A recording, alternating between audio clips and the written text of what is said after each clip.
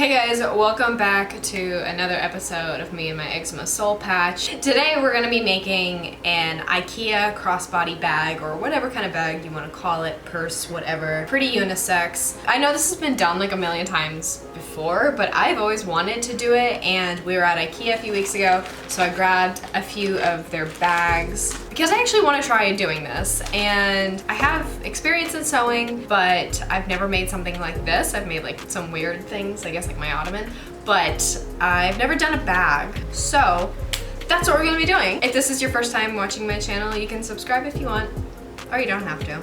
But anyway, let's get into it. So the things you actually need to make this bag aren't very complicated. Obviously, you need these regular bags that you get at IKEA. I know they have actual names, but I don't know. So you need these bags. I have a pretty long, heavy-duty yellow zipper. One of these little big buckles, a buckle for the strap. And I also have some of this, like, I don't even know what kind of fabric this is. I'm terrible. But I got like some of this like nylon type of fabric for the inside of the bag, because I don't want the inside of the bag just to be this material, but actually have more of like a heavy duty bag feel. So that's everything that's going in the bag, but you need a lot of other stuff too. I have a sewing measuring tape, some pins, some fabric scissors, a seam ripper, and most importantly, you're gonna need a sewing machine. So you can try following along with me. If you want, you can pause this and get all the materials, come back to it, whatever you need. As I go, I'm gonna be showing you exactly what pieces I'm cutting and how I'm sewing it, so it's pretty much like a full tutorial. And this is my first time making this bag, so I'm hoping it turns out cool. I'm not guaranteeing anything that's gonna be perfect, but I just wanna give it a try, and maybe you can too if you're feeling zesty and bored and you wanna make a little cool bag out of IKEA bags. Alright, so the first thing I'm doing is taking my seam ripper and ripping the seam out of the IKEA bag so we can take off the strap, because we're gonna need that for the strap of the bag. And this entire strap is just one continuous piece for the smaller loop, as well as like the bigger loop. It's all one piece. So we're gonna cut those off, and then we're gonna have just the bag. And here you can take the seam out if you want. I'm just cutting it off because I'm lazy and I'm not gonna waste the time in taking that seam out. So I'm just chopping it off and chopping it down the side so I can get like some really big blue panels that are really easy to work with. Like that. I'm using this bag from Urban Outfitters. This is Matty's bag, but I kind of wanted to use that as like a general shape. So I'm taking the first big blue panel and cutting off most of that top seam so I have like a continuous piece to work with, but you don't have to do that. So I am looking for like a flatter part because it's kind of wrinkly, to cut out these two panel sizes. So it's 7 by 8.5, and you're gonna cut 2 of these out.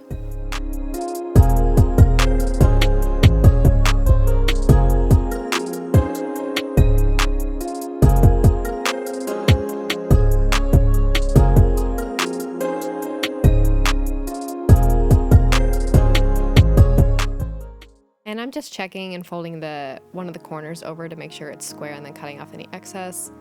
And then I'm tracing just that same piece and another panel that doesn't really have any giant wrinkles through it. Just tracing that, and then we're gonna cut it out.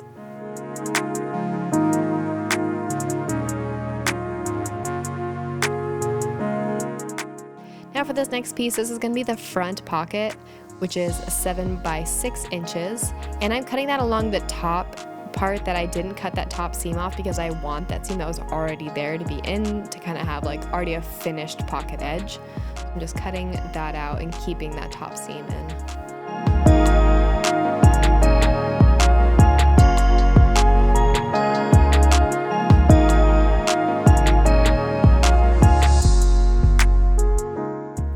And for this next part, I kind of messed this up.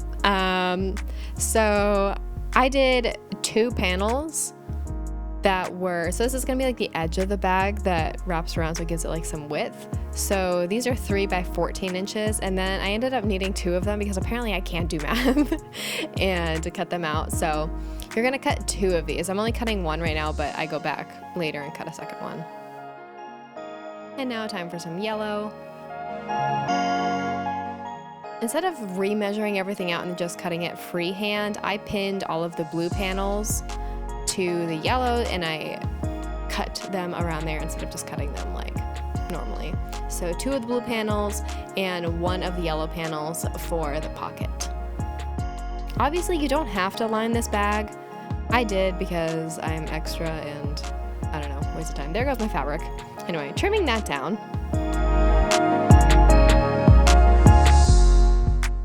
Keeping those pins along the inside of that edge so it's nice and easy to cut. So for this pocket, I folded the top part of the panel, which is a 1/2 inch longer than the blue panel. I folded that under and then I pinned that down so I kind of already have a seam along the top. And here for the other panels, the long side panels, these are 3x14. Cut those out and we're gonna start sewing everything together after it's all pinned. Now I sew over my pins. You don't have to do this depending on the type of machine that you have. Some machines can't handle pins when it's sewing, but whatever. So I just sewed the pocket and now we're gonna add a strip of the bag strap on. So I kind of just like measured it out so that logo was nice and centered in there. And then I pinned it down.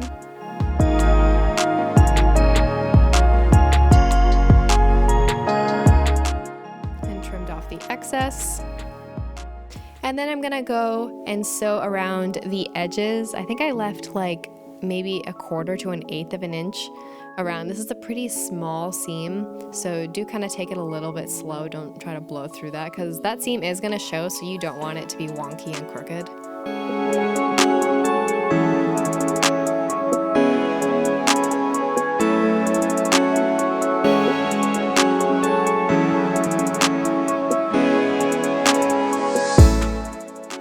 Have all of your panels sewn together just like that. I left a 1/2 inch seam allowance around everything just so I was super safe, and I accounted for all of that when I measured all the fabric out. So I'm pinning the pocket to one of the front panels on the exterior blue side. And I'm checking to see if I can fit my phone in there. And the edges of this definitely do fray, so I recommend taking a lighter and burning those down. Oh, this is where I realized that like that panel is definitely not going to be long enough. So I made a second one and now I'm sewing those together. So I took the 2 blue sides and faced each other, pinned them, and then sewed them together like that.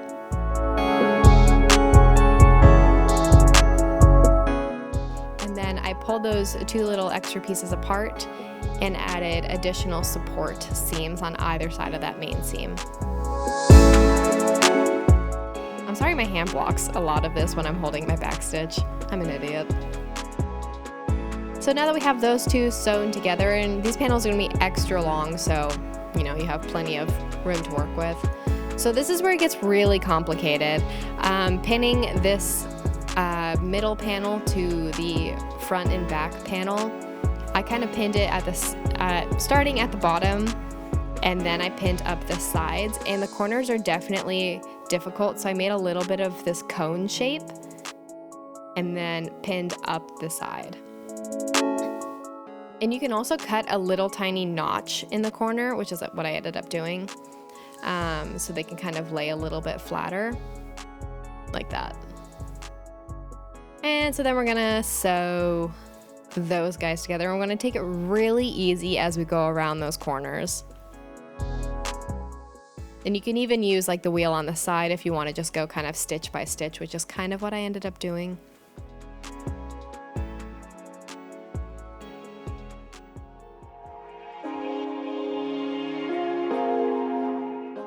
There we go. All right.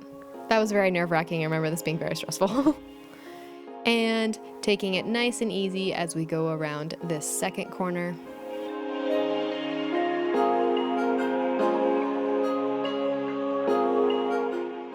And taking out pins as you go along if you want. All right, neato. And we're gonna be pinning the back panel now to that little side panel. And do that little corner nightmare all over again.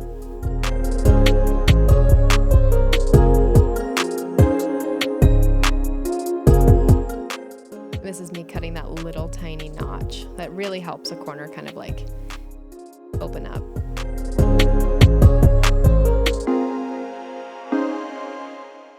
Also, I'm sorry that like Neil Diamond is like staring into the camera this entire video. I did not think about that. Of course, George has to start eating right as I'm filming.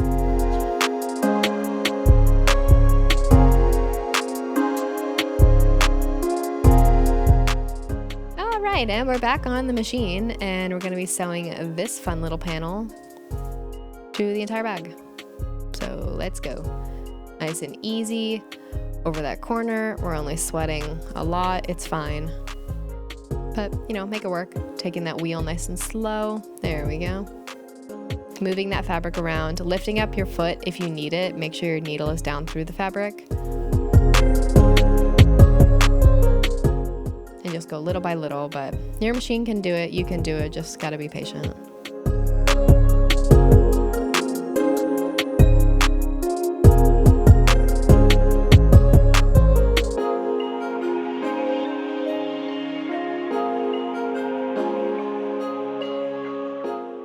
All right.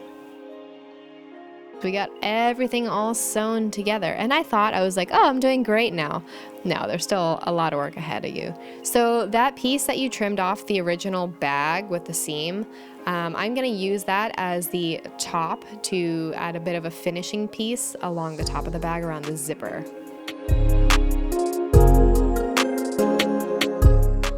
So I'm measuring the zipper to match the width of the bag, and we're cutting those other panels to be the same length, and then we're gonna cut the zipper. Also, don't do what I just did, which is unzip it, because then you can't zip it back together. So that was really difficult to force the zipper head back up that zipper. So just cut it while it's zipped up. Don't be an idiot like me.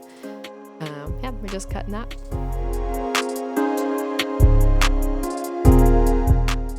All right, neato.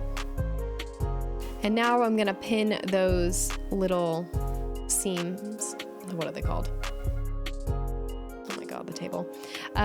Pinning those little top panels to the zipper like that. And the seam that was already there is on the outside versus the fold is on the inside.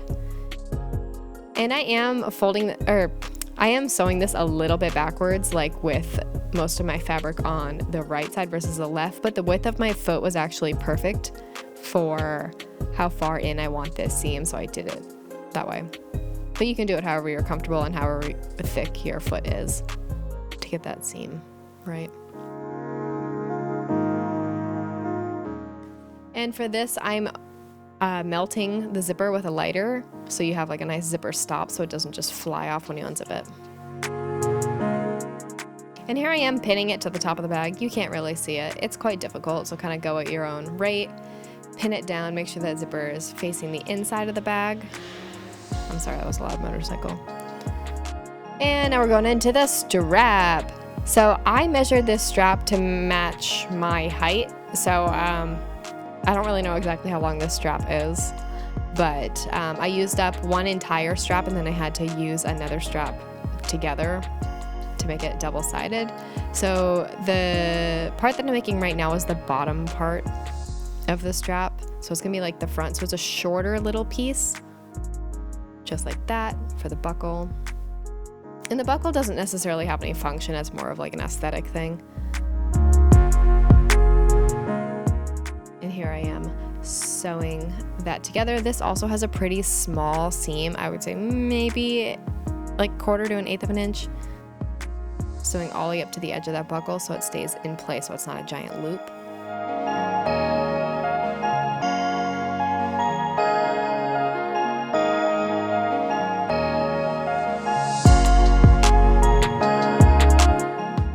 All right, that's what it looks like. So now for the longer strap, I decided that I wanted to make this double-sided, so I had to do some crafty things to make enough strap for it to be double-sided. So that's what I'm doing right now, burning those edges so they stop fraying everywhere. And to make a longer strap, I took these two pieces and overlapped them about 1 inch. and then I pin them together. And then I'm gonna sew this cool little boxy square thing that you see sewn on a lot of garments. It makes it a lot stronger because you have seams going pretty much in every direction. It's a little square with an X in the middle.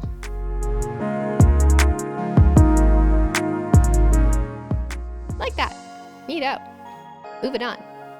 So that's how you can extend the strap to be a little bit longer if you don't have enough of a continuous piece. And now I'm taking the two big pieces that I have and pinning them together to make them double-sided. You don't have to make them double-sided or like twice the thickness, but I feel like it would be easier going through that buckle. And so it's more durable, so. All right, look at that. And that's what I did on the ends, that same little box stitch like that to make it strong and also like makes it look kind of industrial. So this is where you got to really pay attention to what you're doing, because I definitely messed this up a few times, is adding the strap on the inside. So add the strap before you sew the zipper on. So make sure the bulk of the strap is inside the bag and the little flap is facing outwards, because your bag should still be inside out at this point. Now I'm making a little loop to hold the excess strap in place. So this I just made out of the yellow fabric. Hi, George. And burning that, so because it's made out of plastic, you can melt that together so it doesn't fray. And then I just did a seam around the edge of this entire thing so it lays flat instead of just one seam on the edge. Just like that. And then sewing this little tiny seam to make this loop a complete loop was very difficult. I pretty much had to do it stitch by stitch on my machine, which is fine, but definitely takes a lot of patience. So double checking the width, wrapping it around my other strap, and make sure you put this loop on before you sew the second part of the strap in. Trimming that down, and we're gonna sew it very, very slowly and adding it to the strap there. And now we're adding the other end of the strap, making sure that the little tiny part of the flap of the strap is sticking out. And I'm exhausted at this point because this was like hour 6. And there's our zipper. Sewing that zipper into place. I didn't sew the ends of the zipper, it's just the sides, so that strap can kind of stick out.